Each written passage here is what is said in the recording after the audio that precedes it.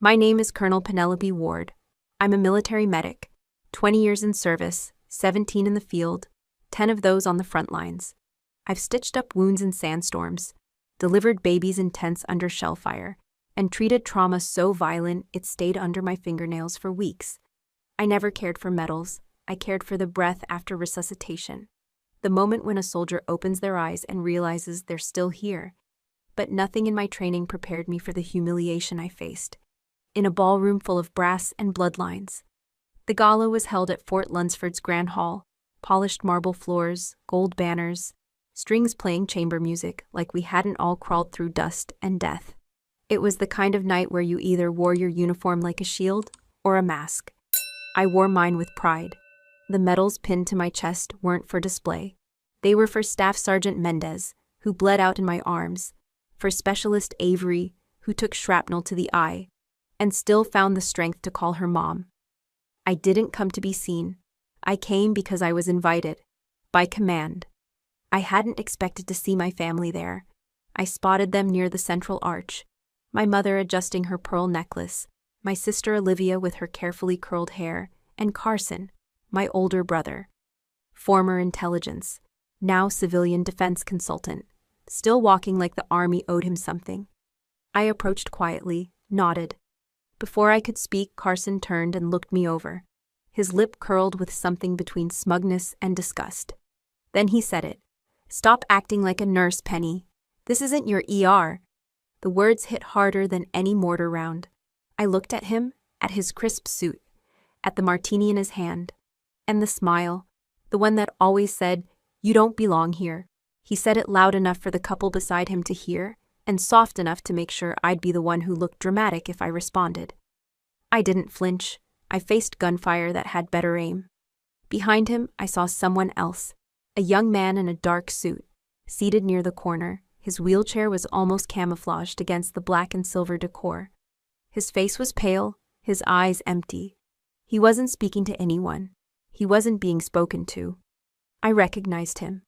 Lieutenant Nathan Beckett, combat engineer, severely injured by an IED in Syria, son of General Harlan Beckett, 4-star. I knew his file, but more than that, I knew that look. It was the look of a soldier who came home, but left himself behind. I turned away from Carson without a word, crossed the room in full view of the crowd. Some people stopped talking, a few stared. I knelt beside Nathan, he startled, but not violently. Just enough to show he wasn't used to kindness anymore. I asked gently, "Would you like to dance?" He blinked. I waited. At first he didn't answer. His hand twitched slightly in his lap, like the memory of motion still lived inside the nerves. A slow, uncomfortable silence built around us, richer than the music. Then, he nodded. No one helped him. I didn't lift him, I just stood and offered my hand. He grabbed the side of his chair and pushed. The effort was clumsy. His leg brace slipped slightly as he shifted forward. He grunted. I waited, and then, he rose. Not fully, but enough. He placed one foot carefully in front of the other. His hand found mine, not for balance, but for presence. I didn't guide him. We moved slowly. One shuffle, a breath, another shuffle. My uniform boots echoed with his mechanical step. The orchestra didn't change tempo, but the room did. People noticed. A woman gasped. The ballroom had fallen into stillness. Carson stared, his glass frozen midair. My mother moved slightly backward, her eyes searching for someone to explain what was happening. My sister looked pale. The string quartet continued. A haunting melody, violin swelling beneath the weight of meaning no one had rehearsed for. Nathan's hand tightened on mine, not in fear, but in resolve. His brow furrowed. He looked up, not at me, but past me. Then, slowly, he began to turn. Just a quarter spin. Unbalanced. But it was him, choosing motion. Him, choosing the next step. And I followed. We didn't finish a waltz, but we finished something else. Nathan exhaled deeply, nodded once, and lowered himself back into his chair. His eyes, once hollow, now shimmered with something dangerously close to hope. I straightened my uniform, adjusted my collar. The silence remained. Then footsteps. Measured, heavy, General Harlan Beckett crossed the floor like a man caught between military protocol and personal grief. His chest was full of stars, but his eyes were full of water. He stopped in front of us. The room held its breath. He looked at his son, then at me, and then, with a voice hoarse and cracking beneath generations of discipline, he said, "Colonel, you just saved my son's life." I didn't smile, I simply nodded. Behind me, my family froze, speechless. For the first time, Carson had nothing to say. The ride home was quiet, but not the good kind of quiet. The kind that simmers just beneath boiling, ready to spill. The kind that makes the air inside a luxury SUV feel like a pressure cooker. I sat behind the driver, staring at my reflection in the tinted window. The metal bars on my chest glinted faintly with the city lights flickering past. I didn't adjust them. I let them sit crooked. The silence cracked as soon as the driver closed the door. My mother was the first to speak. "Well, that was inappropriate," she said, smoothing the silk scarf around her neck, like it had been ruffled by shame itself. I didn't answer. I kept looking out the window. She leaned forward slightly in her seat, her voice sharp. "You couldn't have just sat and clapped politely? Did you really need to turn that poor wounded boy into a spectacle?" I turned my head, just a bit. Enough for her to see the side of my face, not enough to offer anything she could read. "Do you think General Beckett invited you to show off? You embarrassed him. You embarrassed us." I didn't blink. The car rolled to a red light. Outside, a group of young cadets laughed near a bus stop. Civilian clothes, casual swagger. They looked weightless. Then came Carson. He didn't raise his voice, he never needed to. His tone was clipped, cold, as always. "You planned that, didn't you? You read his file. You wanted to make a move in front of a 4-star. My stomach tightened, not in shock, but from the familiarity of it. Carson always believed ambition was dirtier when it came from someone like me. He could climb ladders. I was supposed to mop the floor beneath them. I still didn't respond. He kept going. "You choreographed the whole thing. That wasn't medicine. That was theater. You've always wanted to be the exception, the story, the hero. The army doesn't need medics who perform. It needs soldiers who follow orders." That last word landed hard. Follow. It reminded me of a day on a forward operating base in Kandahar, 6 years ago. We got word a village kid had stepped on something near the wire, probably an old mine. I was closest. I ran. When I reached him, he was still breathing, legs mangled, crying in Pashto for his mother. I started the tourniquets. I radioed for evac. And then command called me back. "Stand down, Colonel. He's not our mission." Not our mission. The boy bled out in my arms before I even made it back across the line. I wrote his name in my journal that night. I didn't know how to spell it. I just drew the shape of his face. I had followed orders, and he had died. Tonight, I didn't follow. I let someone lead. Back in the car, Carson's voice cut again. "I spoke with your CO 2 weeks ago. Word is, they're reviewing your post-field eligibility. Some think you're not suited for high-visibility ops anymore. You're a liability." I finally turned to him, slowly. "I didn't know you still checked in on me." He blinked. That surprised him, not because it was true, but because it wasn't angry. He scoffed and looked out his own window. Mom chimed in again. "We're not trying to tear you down, Penelope. We just don't want you to keep drawing the wrong kind of attention." I smiled at the glass. The wrong kind. That's what they called it when I applied to Ranger School. When I turned down Carson's offer to work in private defense. When I stayed enlisted instead of going civilian for more money. The wrong kind of attention. "I didn't do it for attention," I said quietly.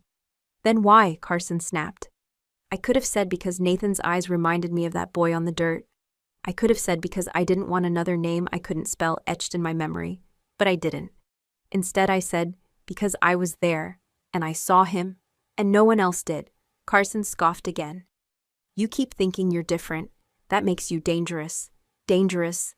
I turned back to the window. This time, my reflection stared directly at me. I remembered the moment Nathan stood, his trembling hand in mine, the screech of his brace against the floor, the hush of the room like everyone's breath had been vacuumed into a single second. That wasn't theater, that was life. "Do you know what the general said to me?" I asked. Neither of them answered. He said, "Colonel, you just saved my son's life." Silence again, except this time it belonged to me. After I got home that night, I didn't bother changing out of my dress uniform. I unpinned the medals and laid them carefully on my desk. Then I sat on the edge of the bed and stared at the floor, the faint hum of the heater buzzing like a distant wasp in my ears. I wasn't thinking about the Gala anymore. I was back there again, forward operating base, Mitchell, southern Afghanistan. Dry heat, red dust in your lungs. That place still lived in the corners of my body, tucked into old scar tissue and behind my left shoulder where the shrapnel had gone in. It was late afternoon. The light was harsh. I remember the sandbags stacked around the medical tent like weak promises. I just finished cleaning the dressing on Sergeant Mullen's chest wound when the first round hit. Mortar, maybe 70 meters out. The next one landed closer. We had 4 injured already inside the tent. 1 unconscious, 1 intubated. 2 corpsmen shouted for me. We were low on morphine. The generator for the AC had failed earlier that morning. The third explosion collapsed part of the north fence. And that's when I heard it. A scream. It wasn't loud, but it was different, raw, desperate. It came from outside the tent, somewhere near the triage zone. I stepped out and saw him, a young private, bleeding from the abdomen, pinned beneath a chunk of broken structure. There was no one else out there. Protocol said to stay under cover. Reinforcements were already en route. It was a matter of minutes, but I moved anyway. I sprinted low, kept my head down. I could feel the vibration of each round in the soles of my boots. I reached him and dropped to my knees, hands instinctively checking for pulse, breath, responsiveness. His name was Lindley, 19. He kept saying, "Please don't leave me." I didn't plan to. I wedged my shoulder under the debris, braced, and pushed. My leg screamed. I'd torn something, but I kept pushing until it shifted enough to drag him out. We were halfway back to the tent when it happened. Another blast. Everything spun white and red. I woke up 6 hours later in the surgical bay of a mobile hospital. My leg was splinted. I had a grade 3 concussion and 3 fractured ribs. Mullins had survived. So had Lindley. I hadn't. At least not in the way I used to exist. For 6 weeks, I lay in a recovery cot. No visitors, just check-ins and charts. Most of my team had rotated out. I heard from some nurses, a chaplain. Even Lindley wrote me a note that said, "You gave me another birthday." But Carson? He sent an email. No call, no visit, just a message. "Don't blow this up. You got hurt doing something reckless. That doesn't make you a hero, it makes you stupid. Stay quiet. Let it pass." I remember staring at the screen for a long time, then I deleted it. I told myself he was just being Carson. Tough love, misguided protection. But I knew better. His contempt for me hadn't started with that email. It had just learned to speak louder, and I had learned to stay quieter. After I got discharged, I didn't go home. I stayed on base, filed the after-action reports, took the psych evals, passed the physical requal 6 weeks ahead of schedule. No one said much, except for one lieutenant colonel who told me, "You're not built like most." He meant it as a compliment. I carried it like a warning. For a while, I tried to believe it wasn't personal, that Carson's coldness was his way of coping, that being the older brother had made him hard, that maybe he thought I made him look small. But deep down, I understood. His disdain wasn't an accident. It wasn't emotional distance or male pride. It was structural. He didn't believe I belonged. Not in the field, not in the uniform, not at the table. He thought I was a story that got lucky, a medic who stumbled her way into a few medals and a job she didn't deserve. He'd say it wasn't gender, but every sentence he spoke was soaked in it. He said I was reckless. He said I sought attention. He said I didn't understand real war, and I let him say it for years. But that ended tonight, because when I reached out to Nathan Beckett, I didn't perform, I didn't disobey, I didn't grandstand. I saw someone no one else saw. And for once, someone saw me too. That 7-word sentence from General Beckett, those weren't words of flattery. They were recognition. For the first time in a long time, someone in that rank looked at me and didn't see a nurse who wandered onto the battlefield. They saw a colonel who'd earned every step. 3 days after the gala, a plain white envelope arrived at my quarters. No markings, no insignia. Just my name in block letters. I opened it slowly, careful not to crease it. Inside was a folded note, typed and signed at the bottom. Colonel Ward, I would be honored if you joined us at Walter Reed next Friday to speak with a group of young officers currently undergoing rehabilitation. Your presence and your example made a difference. General Harlan Beckett. I reread the words 3 times. The invitation wasn't a command. It wasn't filtered through a superior officer or dressed up in military formality. It was personal and genuine. For a long moment, I didn't move. My fingers stayed wrapped around the envelope like it might vanish if I blinked. Then I folded it, placed it inside the back cover of my field notebook, and exhaled. The next day, I got a phone call. It wasn't from my commanding officer. It wasn't from anyone at Walter Reed. It was from Carson. He didn't even bother to greet me. What the hell are you doing, Penny? I didn't answer. I just let him speak. I heard you're planning to go to Walter Reed to give a speech, to stand there like some decorated war hero and pretend you're the model officer. Still, I said nothing. He kept going. Do you even realize how damaging that is? You're not just putting yourself in the spotlight. You're dragging the family name into it. We're under review for 2 defense contracts. You think it helps that my sister is out there playing savior for a general's crippled son? I felt the muscles in my jaw tighten, but I held. Carson, I said slowly. I didn't do anything for the cameras. He laughed, short, bitter. No, but the cameras followed anyway. And now everyone's calling you the miracle medic, the Beckett whisperer. You really think that's going to go unnoticed? That's when I understood. It wasn't about me being dangerous. It was about me being visible. Carson always preferred me invisible. Useful in private, ignorable in public. I'm going, I said calmly. He snapped. Well, then don't be surprised if things start unraveling for you, Colonel. And then he hung up. That night, I got a message from my CO. It wasn't accusatory, but it was cautious. Ward, heads up. There's been some chatter. Someone's flagged a few lines from your Kandahar report. Language suggesting you disobeyed a directive. Not formal, just internal circulation. Be smart. I didn't need to ask where it came from. I already knew. The next morning, 2 different news outlets published articles online. Low-tier, clickbait headlines. Vague accusations. Field medic or liability. Colonel's heroism questioned after Gala spotlight. Controversy behind the uniform. The real story of Penelope Ward. They referenced anonymous sources, took old mission reports out of context, and quoted a former soldier, unnamed, claiming I'd once jeopardized a unit by acting without clearance. There was no proof, but there didn't need to be. That was the play. Carson knew the system. He didn't need to get me reprimanded. He just needed to make the waters muddy enough that I couldn't stand tall in them. He wanted to drown me in suggestion, and it might have worked. A few years ago, it would have worked. But not anymore. I wasn't going to shrink. Not after everything I'd climbed through. Not after seeing Nathan Beckett stand up in front of hundreds of strangers just to take a single step. I knew what I had done. I knew what I hadn't. And I knew what silence cost. I emailed General Beckett that afternoon. Sir, I accept your invitation. I will be honored to meet your officers. Colonel P. Ward, I didn't CC my CO. I didn't notify public affairs. I packed my bag quietly, printed my deployment files, and requested 2 days of personal leave. Then I called my friend from the legal office. Do me a favor, I said. Check who accessed my personnel file this week.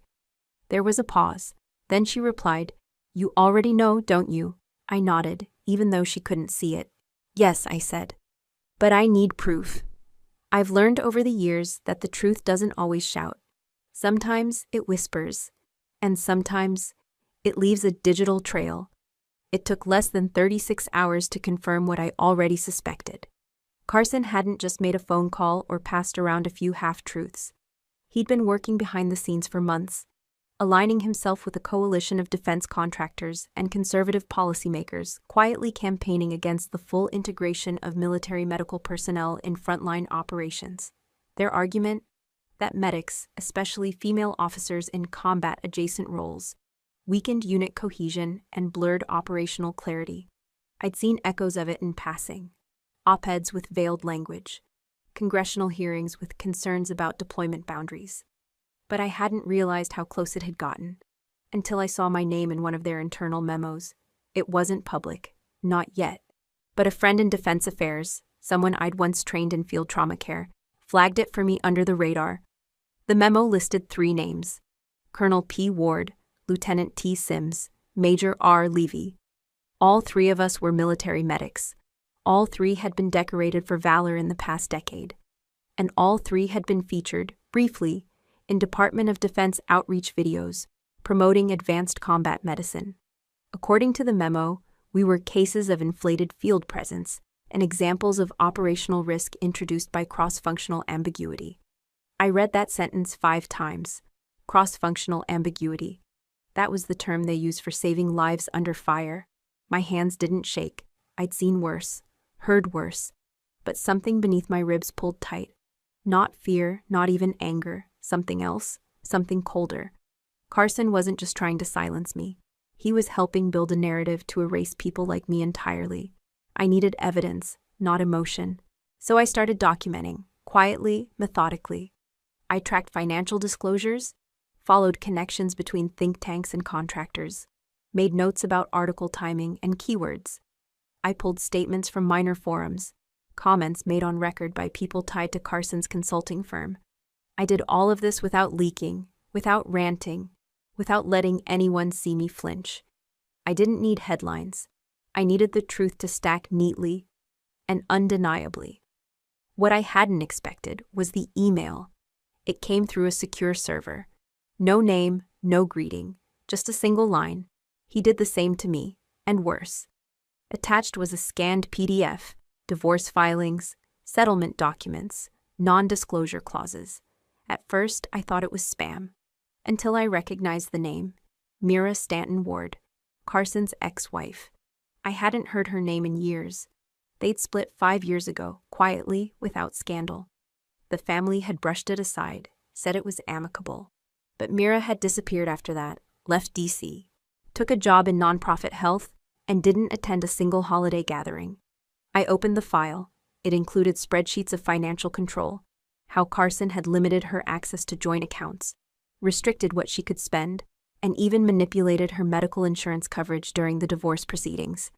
There were emails, too, ones where he threatened to ruin her professionally if she spoke publicly about the marriage.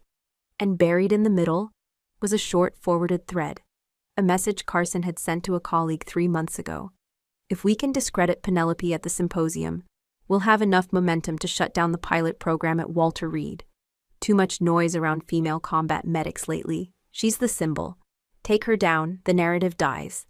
I stared at the screen for a long time, not because I was surprised, but because I finally had what I needed. Not hearsay, not suspicion. Proof. Still, something didn't sit right. I emailed back. Why now? The reply came quickly. Because I watched your speech at the gala, and because you didn't flinch. She signed it this time. Mira. It wasn't forgiveness, it wasn't solidarity, but it was enough. Enough to know I wasn't the only one who had been dismissed, undermined, treated as disposable by a man who wore power like armor. I compiled the files, redacted what needed redacting, verified sources. Then I made one final copy of the full report and delivered it in person to the Office of the Inspector General. No press, no flair, just the truth. Then I drove to Walter Reed, folded the General's letter in my coat pocket, and walked through the main doors without looking back. Walter Reed didn't feel like a hospital, not in the usual sense. It breathed like a battlefield, quiet but alert, filled with people who'd seen the edge of everything and were still learning how to come back from it. The walls smelled faintly of antiseptic and stubbornness, the kind that refuses to be written off. The rehab wing was bright, natural light, soft-colored walls. But the most striking thing was the sound, or the lack of it. No one cried, no one screamed. But there was effort in the air. Every breath, every stretch, every clenched jaw said, "We're still here." Nathan saw me first. He was across the room, balancing between parallel bars. His uniform had been replaced by standard rehab gear, loose shirt, fitted brace, soft-soled shoes. His father stood a respectful distance away, arms folded, not interfering. Nathan's eyes caught mine. He didn't smile, not yet, but he nodded. That was enough. I joined the physical therapy team on the edge of the mats. I didn't wear my uniform, just a plain navy shirt and slacks. No rank, no bars. Just the memory of who I was when I started this work, and the promise of who I'd be now that I was returning to it. I didn't give orders, I didn't demonstrate. I sat with a small group, officers, specialists, enlisted, men and women, some missing limbs, others struggling to use the ones they still had. Each of them carried more than physical pain. You could see it in their posture, in the way they hesitated before moving, like their bodies were asking for permission from something their minds couldn't name. I didn't interrupt that silence. Instead, I told them a story. Not about war, not about medals, but about a child I'd once treated. Burns across half his face, too afraid to look in a mirror. He wouldn't walk, not because he couldn't, but because he believed anyone who saw him would run. So every day, I walked beside him. Not in front, not behind, beside. Until one day he let go of my sleeve. I ended the story there. No dramatic conclusion, just the truth. Nathan was listening. He wasn't sitting anymore. He'd taken 2 steps since I arrived. Unsteady, but forward. By the 3rd step, his arms trembled. I moved closer, but not to hold him, only to make sure he knew I saw him. He gritted his teeth. Sweat formed along his hairline. Another step. He looked at me, then at the floor. His voice was barely above a whisper. "This one hurts," I nodded. "Then it's working," he blinked. Then took another step, and another. The room stilled, not in awe, but in respect. Pain is common in this place, but progress is sacred. Nathan reached the end of the bars, turned slowly. His father remained still. I didn't say anything. I just gave him space to feel what he needed to feel. Then someone behind me spoke. It was a young lieutenant I hadn't met yet. She was maybe 24. Short cropped hair, missing her left hand. She leaned against the doorframe, arms crossed, watching. "She doesn't guide," the lieutenant said, almost to herself. "She follows, but that's what makes us move." There was silence for a beat. Then Nathan, breathless, said, "I didn't think I could do that." I replied, "That's because you were taught to wait for someone to tell you when it was time." He looked at his own feet like they belonged to someone else, then up at me. "I don't want to wait anymore." "Then don't," I said. "Just make sure the next step is yours." The rest of the day blurred. More therapy, more notes, brief meetings with the staff. I signed a few forms, agreed to help consult on a new program. But my mind stayed on that sentence. She doesn't guide, she follows. It wasn't meant as praise. Not in the usual sense. But it was the highest honor I could have received. Because in a world built on hierarchy and control, sometimes the most radical thing you can do is choose to walk beside someone. Not to lead, not to fix, but to believe. And let belief do the rest. The hardest part about filing a report isn't gathering the evidence. It's not even writing the summary or organizing the timeline. It's pressing send. Knowing what happens next is no longer in your hands. I submitted the full report on Carson to the Department of Defense Inspector General on a Thursday morning. No ceremony, no press leak, no dramatic confrontation. Just an email with encrypted attachments and a single sentence in the body. Submitted in accordance with Title 10, U.S. Code Section 1034, Military Whistleblower Protection Act, Colonel P. Ward. By noon the next day, they'd confirmed receipt and thanked me for my cooperation in preserving the integrity of institutional conduct. By Monday, Carson was suspended pending investigation. It wasn't public yet, but I knew. Because that afternoon, my phone rang. Not a military line, not an unknown number, it was my mother. She didn't even wait for me to say hello. "What the hell did you do?" Her voice was brittle and cold, the kind of cold that only sounds warm to people who've never been near real fire. "Carson just called," she snapped. "They removed him from his position. No notice, no explanation. Do you understand what this does to his career? To our name?" I took a slow breath, staring out the window of my temporary quarters at Walter Reed. "Mom," I said calmly, "I submitted evidence. I didn't fabricate it. You embarrassed this family, she hissed. You dragged your own brother through the mud, for what? Some spotlight at a gala? I almost laughed. Not because it was funny, but because she still thought this was about a dance. You think I did this to embarrass him? I asked. You think I wanted this? There was a pause, but only for a second. You've always resented him, she said, ever since you were kids. You could never stand not being the favorite. I let that sit. Then I said the only thing I could. Mom, I'm not angry. I'm not even hurt. Then what are you? I'm tired, I said. Tired of pretending silence is the same as peace. Another pause. Then she said it. You're just like your father. And hung up. I didn't call back. I didn't need to. I closed my phone, set it down gently, and went to the file cabinet beside my bed. Pulled out a folded piece of paper. It was a letter. Written by my father 15 years ago, just before his deployment to Ramadi. He never made it back. The letter had nothing heroic in it. No dramatic goodbyes. Just one line that stuck with me. The only thing more dangerous than doing what's right is deciding to stay quiet when you know what's wrong. That night, the Office of the Inspector General released an internal bulletin. Carson's access to DoD systems had been revoked. He was no longer permitted to serve in an advisory role until the full review concluded. It would take weeks, months, maybe. But the wheels were turning. I didn't celebrate. I didn't gloat. I went back to the rehab wing the next morning. Nathan was already there, walking laps with another patient. He waved when he saw me. I nodded. The young lieutenant, Alexis, I'd learned her name was, greeted me with a smile. He's getting faster, she said. I looked over at Nathan. He's not just moving, I said.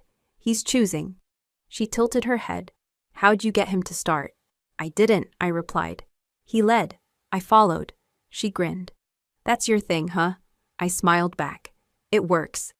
Later that afternoon, the general found me in the hallway. He didn't mention Carson. He didn't ask about the investigation. He just said, You stood still in a room full of pressure. That's a rare thing. I shrugged. I just made space. He nodded thoughtfully. As I turned to leave, Alexis's voice carried softly from behind me. She doesn't guide. She follows. But that's what makes us move. I didn't say anything. I didn't need to. That line would live with me longer than most medals. Because in the end, leadership isn't about volume. It's about presence. And I was finally done being silent. The room wasn't as large as I expected. For a meeting at the Pentagon, called under routine protocol review, it felt oddly intimate. A round table of senior officers, a few department reps, and a glass wall that looked out over the river. No cameras, no microphones. But I knew better. Nothing here was ever just routine. I sat near the far end, in civilian clothes, next to a legal liaison. I wasn't invited to speak, just to attend. Observe. Across from me sat Carson. His suit was crisp, his posture straight, but his eyes flickered when he caught sight of me, just for a second. Then he looked away, like I was an unfortunate smudge on a perfectly planned day. He hadn't expected me here. Good. The chair of the review committee, a 2-star with a quiet demeanor and sharp precision, opened the session by listing procedural matters. I barely listened. My focus was on the folder in his hands, the one with my name on the tab. Eventually, the words landed. As requested by General Harlan Beckett, we have reopened the inquiry into the Ward Lima Forward Operating Report, dated June 14, 2017. Carson flinched. So it was true. General Beckett hadn't just thanked me with words. He'd gone to the department and asked that my combat record be fully reviewed and properly credited. The same report Carson and his allies had tried to weaponize against me. The same report I'd stopped defending years ago because it felt futile to argue with men who had already decided I didn't belong in the field. The chair continued. Today we'll hear from one individual who was present at Forward Operating Post Lima during the incident in question. Carson leaned forward. Not visibly nervous, but alert. The door opened. A woman walked in, early 40s, strong build, wearing a VA badge. Her short hair was streaked with gray, her stride marked by a slight limp. My breath caught. It was Lieutenant Commander Dana Kelso. I hadn't seen her in 6 years. She'd been our surgical lead on the ground. Brilliant under pressure, the kind of woman who didn't ask permission to save lives, just did it and sorted out the politics later. She took the seat across from me, facing the board. Her voice was steady. I served with Colonel Ward at FOB Lima. During the June 14th attack, our unit was cut off for over 8 hours. We had no comms, no reinforcements, no evac window. She looked straight ahead. During that time, Colonel Ward took command of the triage center. She stabilized 9 critical injuries, including 2 abdominal bleeds, a partial amputation, and a collapsed lung. No one died under her care that night. No one spoke. Dana's voice didn't waver. There was a moment around hour 6 when the secondary wall breached. We were overrun. Ward dragged one of the wounded, still on oxygen, back behind the inner defense line while taking shrapnel to her own leg. She refused morphine until everyone else was stable. Carson shifted in his chair. Dana glanced at him, then looked to the board. I've read the redacted report. I've seen what's been circulated about her judgment that night. I'm here to say, without her actions, we would have lost at least half the wounded. Including me, the chair nodded slowly. Why was your statement not included in the initial report? Dana didn't hesitate. I was medevac the next morning and placed in isolation due to infection risk. I submitted my account, but it was delayed in the chain of command. By the time it surfaced, the investigation had already closed. She paused, then added, I didn't know until recently that there was even a question about her performance. The room stilled. Then, for the first time, General Beckett, who had remained silent until now, spoke. He turned to the board. I asked for this review, not because Colonel Ward asked me to. She didn't. He turned toward Carson. I asked for it after watching my son, who hadn't stood unaided in 14 months, walk 6 full steps under her watch. No pity, no stage, just respect. Carson's jaw clenched. Beckett leaned forward. If this institution penalizes integrity because it makes some people uncomfortable, then we're not protecting the uniform, we're burying it. He sat back. Silence again. But this time, it belonged to me. By the time I left the Pentagon that afternoon, the press had already gotten wind of it. Not the full story, not the nuance. Just enough to stir the surface. A headline appeared on a mid-tier defense blog by nightfall. Colonel who danced at Gala now central to Pentagon firestorm. Then another. Decorated medic or reckless officer. Internal review sparks political fallout. The next morning, it hit the majors. I woke to 7 missed calls, 3 voicemails, and a dozen emails from reporters. They wanted quotes, clarifications, reactions. They wanted a face. I gave them none. I didn't schedule interviews. I didn't hold a press conference. I didn't go on morning shows. Instead, I handwrote a letter. It was scanned and sent through the appropriate military channels. Then, per regulation, made available to all registered media upon request. It read, To whom it may concern, I am not a hero. I am not a victim. I am a soldier who made a choice in a moment that mattered. I didn't act for medals. I didn't act for headlines. I acted because someone needed help, and I was there. That's the job. There are people who believe that keeping your head down is the best way to survive in this system. I disagree. Doing the right thing isn't always convenient. It rarely comes with applause, but silence, when faced with harm, is complicity. I've lived long enough in the shadow of that. I do not regret speaking up. I only regret that it took this long to be heard. Colonel Penelope Ward, Army Medical Corps, that was all I said, but it was enough. The following day, the story shifted. Not toward scandal, but toward accountability. Internal audits were launched. Contracts connected to Carson's firm were frozen pending investigation. His security clearance was revoked. Multiple publications quietly amended their earlier coverage, removing language that had painted me as impulsive or unstable. Carson, for his part, remained silent. No rebuttal, no press statement, just absence. It was the first time in his career that power didn't shield him. It was also the first time I realized he didn't know who he was without it. Rumors swirled that his partners were distancing themselves, that his name was no longer being floated for a think tank appointment, that certain connections, ones forged in private clubs and whispered promises, were beginning to fray. And I returned to Walter Reed. Same hallway, same therapy wing, Same faces. Only this time, something had shifted. When I walked into the room, no one stood or saluted. But they watched. Not out of curiosity, out of recognition. Nathan was there, helping another young patient adjust their leg brace. He smiled when he saw me. I nodded. In the far corner, Alexis was reviewing paperwork with a visiting therapist. She caught my eye, then tilted her head thoughtfully. "Nice letter," she said. "Too long," I replied. She smirked. "No, just long enough." Later, while walking past the windows that overlooked the rehab garden, I thought about the word everyone kept using, hero. I hated it. Because heroes imply distance, perfection, elevation, and that's not what I wanted. I wanted proximity, connection, ground-level change. I didn't want to be remembered for a headline. I wanted to be remembered for the silence I broke. One of the younger patients approached me before I left that day. He was barely 20. Still wore his pain like armor. He looked at me awkwardly, then said, "Ma'am, did it feel worth it, going up against someone that powerful?" I thought for a moment. Then I answered. It didn't feel like going up.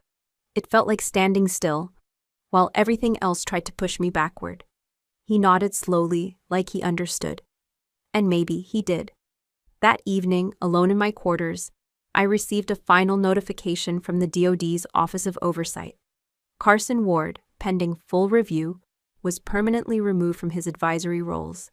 His influence had been deemed incompatible with the ethical standards of military partnership. No ceremony, no dramatic downfall, just a name, subtracted. I closed the email, folded my uniform for the next morning, and wrote in my field notebook the only words that mattered now. I didn't raise my voice to be loud, I raised it to be clear. There's a kind of quiet that only happens in recovery rooms, the kind filled not with stillness, but with waiting. Waiting for healing. Waiting for strength. Waiting to believe in either. That morning at Walter Reed, the quiet wasn't heavy. It hummed. Not like something missing, but something unfolding. Nathan was leading group mobility drills in the East Rehab Wing, a space filled with mats, braces, sweat, and encouragement spoken in short, honest bursts. I stood at the back, arms folded, watching him, not as an officer, not even as a mentor, but as a witness to how far he had come. His walk wasn't perfect, still uneven in places, but it was proud, firm, balanced by conviction, not pity. He carried himself like someone who no longer feared falling. The group around him had changed over the last few weeks. Younger soldiers, some barely through their first tours. One wore a carbon fiber leg prosthetic. Another had partial facial reconstruction. None of them looked like anyone's idea of ready, but they were. Not because they had healed fully, but because they had begun. Nathan caught me watching and nodded subtly. Then he turned to his group and said something I hadn't expected. "I took my first step because she didn't push me." He pointed toward me. I knew she could have. She had the rank, the experience, the authority, but she didn't give me orders, she gave me space. That's what saved me. I wasn't prepared for that. It's easier to wear armor when people challenge you, harder when they see you. He looked at a young private in the front row. The kid had just gotten out of surgery a month earlier, below the knee amputation, left side. His face held that look I'd seen too many times, fear pretending to be defiance. Nathan stepped toward him and smiled. "You up for something different today?" The kid hesitated. "Like what?" Nathan walked over to a small speaker in the corner, tapped on his phone, and a soft instrumental began to play. Slow, steady, just rhythm enough to suggest movement. Then Nathan extended his hand. No one spoke. The kid looked around, then at his own leg. "Man, I can't dance," Nathan replied. "Neither could I." The kid blinked. Then, to everyone's surprise, he stood. It wasn't graceful, it wasn't fast, but it was his choice. Nathan didn't lead, he didn't guide, he mirrored. Matched pace. Let the young man falter, regain, and move again. I watched it unfold exactly as it had between Nathan and me weeks earlier. But this time, I wasn't part of it. I wasn't the center. I wasn't the one reaching out. I was the one letting go. And that, I realized, was the point. Recovery isn't about climbing back to where you were. It's about creating space for someone else to rise. When the music ended, Nathan and the kid exchanged a short nod. No clapping, no applause, just a knowing. One of the therapists turned to me and whispered, "He's really becoming something, isn't he?" I nodded. He already is. Later that day, I found Nathan near the courtyard benches, sipping water and adjusting his brace. "Wasn't expecting you to start a dance program," I said. He chuckled. "Wasn't planning on it, but it works." I sat beside him. The autumn breeze picked up. The air smelled like dry leaves and eucalyptus. "Do you remember what you told me that first day?" I asked. He thought for a moment. "I remember you didn't tell me what to do." I smiled. "You said, 'This one hurts.' And I told you that meant it was working." He nodded, looking out at the garden. "Still true," he said. "Hurts less, though." We sat in silence for a while. Then he looked at me and asked, "Do you think I'm ready?" "For what?" "To do what you did for me, for someone else." I met his eyes. "You already are."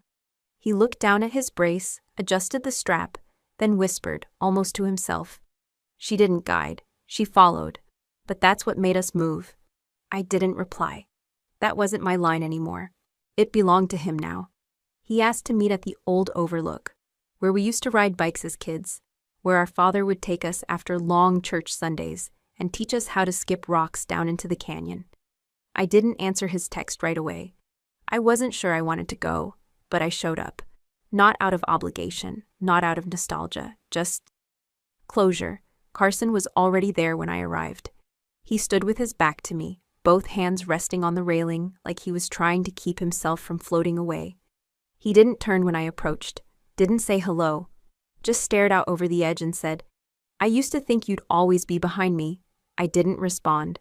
He went on. "You were the kid who colored inside the lines, the one who cried when Mom forgot your birthday. You weren't supposed to outrank me. You weren't supposed to outshine." Finally, he turned. His face looked older than I remembered. Or maybe just heavier. Carson had always carried our family's expectations like medals, but now, they clanged like chains. "I thought if I tore you down early enough, you'd stay manageable," he admitted. His voice didn't shake. It wasn't a confession looking for absolution. It was observation. "I didn't hate you," he added quickly. "I just didn't want you to prove I wasn't special." I let the silence sit between us a moment. Then I said, "You don't have to be special to be good." He scoffed. "Easy for you to say. You've got medals, articles, letters from generals. Me? I'm the one under review." He turned again, staring at the distant trees. Then his voice dropped. "How did you survive it?" I blinked. "Survive what?" He didn't look at me when he asked, "How did you keep living, knowing the family thought you were a burden?" The question hit harder than I expected. It wasn't phrased like a jab. It didn't carry his usual venom. It was raw, genuine. I inhaled, then said carefully, "I lived because I knew I didn't need anyone to lead me to stand." He didn't react at first. Then he leaned against the railing, looking downward as if hoping the ground might respond. "I used to think control was strength," he said quietly. "But the truth is, I was scared. If you succeeded without me, then I had no excuse." I stayed silent. I kept telling myself you were reckless, emotional, naive. But I saw the reports. I saw what you did in Afghanistan. What you did for Nathan. Carson looked over at me. Still no apology in his eyes. But no rage either. Just a man who'd run out of illusions. He said, "I thought leadership was about being followed." I replied, "It's about stepping aside so others can move." A beat passed. Then he asked, "Do you hate me?" The wind stirred around us. I thought about it. About the scars he'd pressed into my years, both with words and the silence that followed them. About the way he rewrote my loyalty into threat. But I also thought about Dad, about our childhood, about the hours we spent building pillow forts and racing to the ice cream truck. And I realized something. "I don't," I said. "But I'm no longer waiting for you to change either." That landed. He nodded once. It wasn't understanding, but maybe acceptance. "I'm leaving the advisory post," he said finally. "It's not official yet, but I don't belong there. Not anymore." I didn't offer congratulations or condolences. Just stood beside him. One last moment of shared air. He pushed off the railing, brushing invisible dust from his coat. "Well," he muttered, "I guess you turned out all right." Then he walked off. No hug, no farewell. Just footsteps fading into gravel. And for the first time in years, I didn't follow, I stayed. They said the event would be small, just a closed military circle, no cameras, no press. But when I arrived at the base auditorium that morning, I saw rows of uniforms, rows of medals, rows of silence waiting to be filled. The hall smelled like polished wood and formal restraint. Every seat was filled with someone who'd fought, lost, bled, or guided someone back from the brink. Every face carried the weight of what it took to wear that uniform and not crumble beneath it. I hadn't worn my full dress blues since the day I was pinned colonel, but this time I stood differently. Not because of what they were about to give me, but because I had finally let go of needing their permission to stand tall. General Beckett opened the ceremony. He looked older than the last time I'd seen him, but softer too. "Today," he said, his voice steady, "we award the Dedicatus honor not just for battlefield courage, but for a deeper kind of valor, one that heals where others destroy, one that dares to restore what war has broken." I stood at attention, but inside I was holding my breath. He continued, "Colonel Penelope Ward didn't just save my son. She reminded a generation of warriors that recovery is not weakness, that the quiet work, done without cameras, without headlines, is sometimes the greatest service of all." His voice cracked ever so slightly. Then he nodded toward me. I stepped forward. The hall rose in a standing ovation. It wasn't thunderous, this wasn't that kind of crowd, but it was deep, grounded, like the air itself was thicker with meaning. He placed the medal around my neck. It was heavy. He leaned in and whispered, "This should have happened years ago. I'm sorry it didn't." I nodded. "It happened when it was needed most, sir." He smiled. The applause continued as I turned to face the crowd. I scanned the room. At the very end of the third row, I saw her, Nathan's mother. She clasped her hands tightly, a tear on her cheek, pride etched across her posture. And then, in the back, farthest row, no dress uniform, no name tag, just a man in a plain suit standing alone. Carson. His shoulders were stiff, his expression unreadable. No one around him acknowledged him. He blended into the wall like a misplaced memory, forgotten, irrelevant.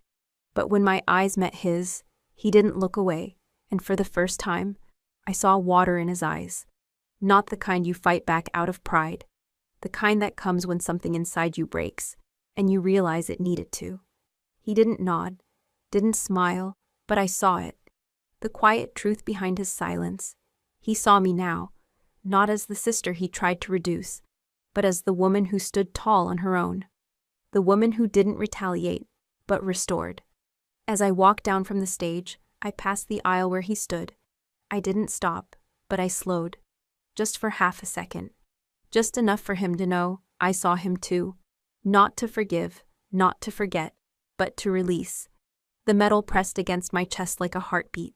And in that moment, I didn't feel victorious. I felt free. Not because justice had thundered through the halls, but because it had whispered where it mattered. I was just about to leave the stage when I felt a hand brush against my sleeve. I turned, and there was Nathan. Still in uniform, still walking with a slight tremble in his left leg, but taller somehow, steadier. His shoulders had a purpose now, a weight he no longer feared. "Colonel," he said, voice low so only I could hear. "Today, would you follow me?" I blinked. The room around us blurred out for a second, like the question rewound something deep inside me. The boy who once sat silent in a wheelchair was now the one asking me to follow. I nodded once. Always, Nathan took the lead. I didn't ask where we were going. I just moved behind him, 2 steps back, the way I had once walked behind senior surgeons in war zone triage tents. He walked past the general, past his father, past Beckett's surprised expression that slowly turned to quiet understanding. Nathan walked up to the same podium where I'd just been awarded my medal. He adjusted the mic, then glanced back, just once, to make sure I was still there. Then he began. "My name is Nathan Beckett," he said, voice shaking slightly. "And I want to say something, not as a soldier's son, but as a soldier still becoming. You could have heard a pin drop. I was broken when Colonel Ward found me, not just my spine, my belief, my will, my sense of mattering. He looked out over the sea of faces, all in uniform, all waiting. She didn't fix me, she didn't push me, she didn't even ask me to stand. He paused. She danced with me. People shifted in their seats. She showed me dignity isn't restored by pity or applause, but by being seen, treated not as what you lost, but what you still are. He turned to his left and raised his hand, and from the side aisle, a small group of soldiers began to step forward, one by one. A young woman with a prosthetic arm, a former Marine with tremors, a quiet man whose eyes never quite settled in one place.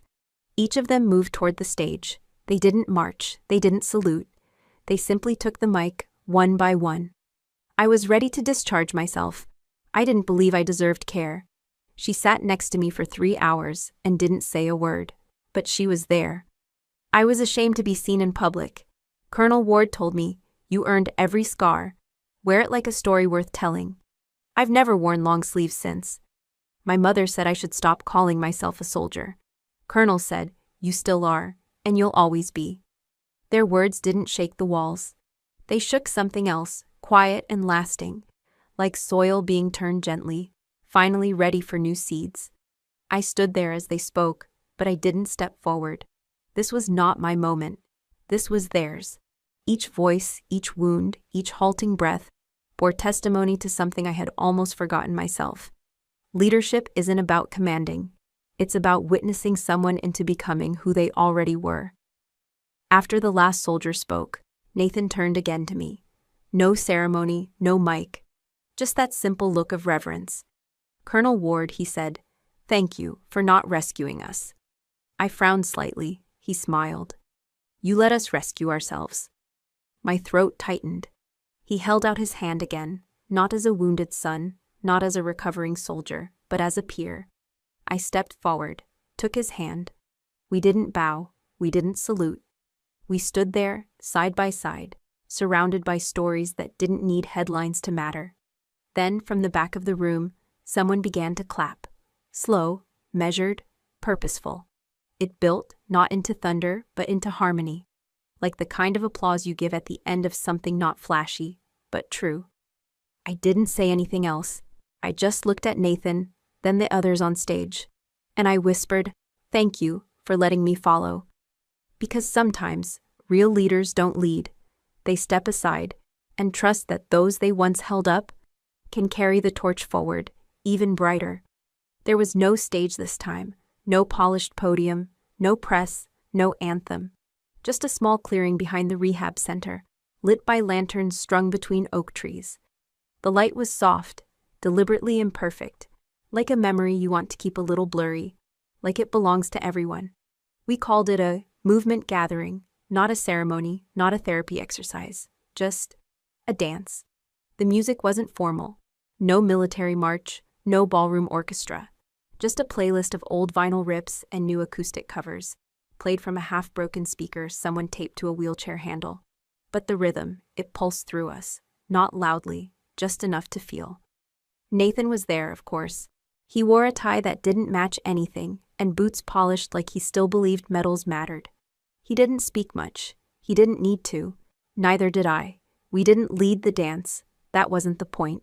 Some of the soldiers stepped forward nervously. Some rolled themselves to the center and just swayed in their chairs.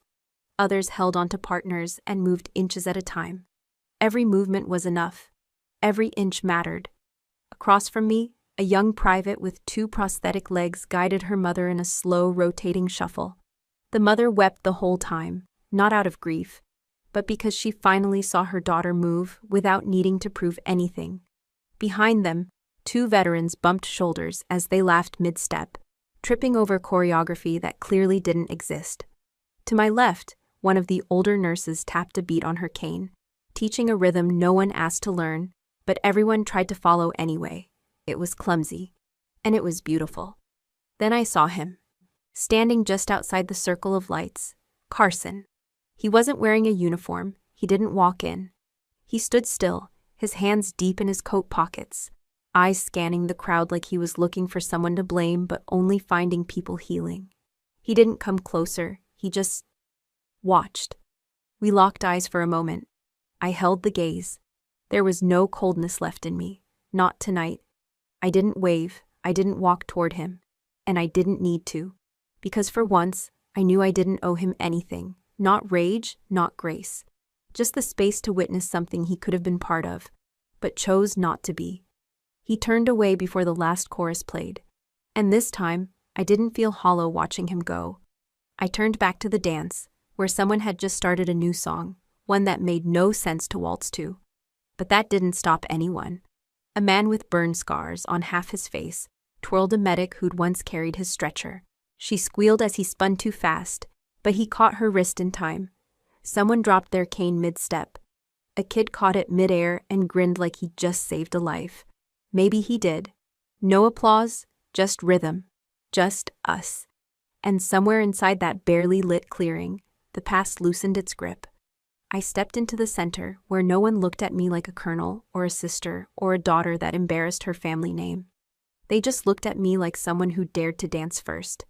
Nathan moved beside me, leaned close. "Colonel?" he asked, smiling. I raised a brow. "Tonight," he whispered, "we dance for you." But I shook my head. "No," I said gently. "Tonight, we dance for us." He nodded. And I let myself be pulled into the rhythm again, not because I needed to be seen, but because I had nothing left to prove. The stars above blinked through the branches, and for a moment, the war in my bones quieted. This wasn't revenge. This was release. This was what healing looked like. Awkward, unscripted, brave, and deeply, deeply human. I used to walk behind people, not out of fear, not out of weakness, but because that's what I was taught. That nurses were support. That our place was behind the scenes, behind the glory, behind the ranks. Even when I earned my commission, even when I wore this uniform, they still said it, softly, sometimes cruelly, sometimes kindly. "You're still just a nurse." But here's what they didn't know. I never needed to be led. Not then. Not now. I learned that one step at a time. I learned it in triage tents soaked with sweat and silence, when no one gave orders and instinct saved lives. I learned it the day I asked a wounded soldier to dance, not because he was ready, but because he deserved to feel seen. I learned it when I kept moving, even when my brother tried to erase me from the narrative, just because I didn't fit the version of soldier he wanted to be associated with. I used to think being dismissed by your own family was the deepest wound. But it wasn't. The real pain was pretending it didn't matter, so I stopped pretending. I stopped waiting for anyone to guide me out of the shadows they built, and by walking forward, on my own, quietly, without spectacle. I didn't just lead others. I led myself out of their narrow gaze. Tonight, under these paper lanterns and bare trees, surrounded by those brave enough to move with trembling limbs and stitched together hearts, I finally see it. Every step we take, no matter how shaky, is a kind of story. Mine is not about medals or defiance or vengeance. It's about becoming. It's about returning to myself. And I hope, wherever you are, whatever your scars or silences, you know that's possible for you too. Before I say goodbye, I'd love to know, where are you watching from? Is it a quiet morning with a warm cup of coffee? Or a late night where stories like this keep you company? Let me know in the comments. I read everyone with gratitude. And if this story touched your heart, please consider subscribing to the channel, not just to hear more stories like mine, but to be part of a community that still believes in kindness, healing, and second chances. Thank you for spending your time with me today. Wherever you are, I hope you carry this story with you. And remember, sometimes the miracle doesn't knock on your door. It waits quietly until you're ready to open your heart. Take care. I'm Colonel Penelope Ward, and I finally know who I am. We'll see each other in the next story. Until then, keep dancing.